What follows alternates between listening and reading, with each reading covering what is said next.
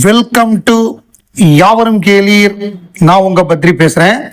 தலைவர் நம்மவர் உலகநாயகன் கமல்ஹாசன் அவர்களுக்கு இனிய பிறந்த நாள் நல்வாழ்த்துக்கள். 71 உலகநாயகனுடைய பிறந்த நாளுக்காக நான் அதுக்கு முந்தின நாள் அந்த எப்பொழுதுமே அந்த 12 வரும்பொழுது அவர் படங்களோ இல்லை அவருடைய இன்டர்வியூவோ அந்த மாதிரி தான் பார்ப்பேன். இது எப்படின்னா நவம்பர் 7க்கும் அப்படி தான் பண்ணுவேன். தீபாவளிக்கு முந்தின நாள், நியூ இயருக்கு முந்தின நாள் கரெக்டாக அந்த 12 வர்றப்ப அந்த இளமை இதோ பாட்டி கேட்போம் நம்ம. அதே மாதிரி அவருடைய படங்களோ அவருடைய இன்டர்வியூவோ அப்படி. இந்த முறை என்ன பண்ணேன் அப்படின்னா, நேற்றுக்கு நைட்டு ஒரு 11 மணிலேருந்து பிக் பாஸ் அவருடைய பழைய எபிசோடுகள் பார்க்க ஆரம்பித்தேன். அதாவது இப்போ சீசன் 7 மட்டும்தான் இருக்கு. பழைய சீசன் எல்லாத்தையுமே தூக்கிட்டாங்க.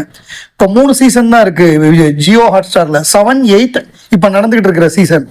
நான் இப்போ நடந்துகிட்டு இருக்கிற சீசன்ல ஒரு ப்ரொமோ கூட பார்க்கல. அதை விட்டுருவோம். இப்போ நல்ல விஷயங்களை பேசிட்டு இருக்கிறப்ப எதுக்கு அதை பேசுவானே.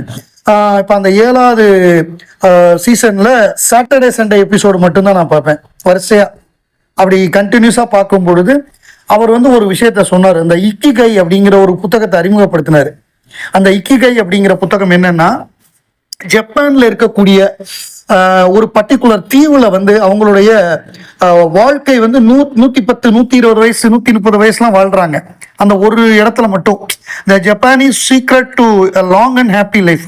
அதான் லாங்கா இருக்கிறது மட்டும் இல்ல, ஹாப்பியா இருக்காங்க. அது ரிவர்ஸாவும் சொல்லலாம். ஹாப்பியா இருக்கிறதுனால தான் லாங்கா இருக்காங்க. ஒக்கினோவா அப்படின்னு ஜப்பான்ல இருக்கக்கூடிய ஒரு ஐலாண்ட்ல.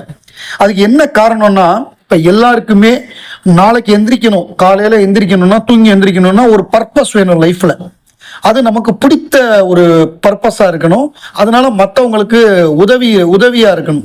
ஸோ அப்படி பண்றதுனால தான் அவங்களோட லைஃப் லாங்கா இருக்கு, ஹாப்பியா இருக்கு.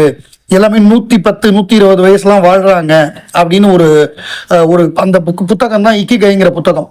ஸோ அதை பரிந்துரை பண்ணிட்டு உலகநாயகன் என்ன சொன்னார்னா, என்ன பல பேர் கேட்பாங்க, நீங்க ஹாலிடேல என்ன பண்ணுவீங்க, ஒரு சண்டேல என்ன பண்ணுவீங்க, இல்லை ஒரு ஹாலிடே டூர் போனா என்ன பண்ணுவீங்க அப்படின்னு.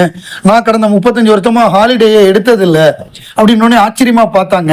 ஏன்னா நான் எனக்கு பிடிச்ச விஷயத்த தான் செய்யறேன், நான் ஹாலிடேல தான் இருக்கேன், எனக்கு பிடிச்ச விஷயத்த தான் செய்யறேன், அதுக்கு சம்பளம் வேற தர்றாங்க அப்படின்னு ரொம்ப அழகா சொன்னார். அதாவது நமக்கு எது பிடிக்குதோ அந்த விஷயத்த ஜாபா எடுத்துக்கிட்டோம்னா நமக்கு சலிப்பே தட்டாது. நமக்கு அதுல புதுசா பண்ணணும், அதுல இன்னோவேஷன் பண்ணணும்னு தோணும். அப்படிதான். அதனாலதான் உலகநாயகன் இவ்வளவு மிகப்பெரிய ஒரு நாயகனா இருக்காரு.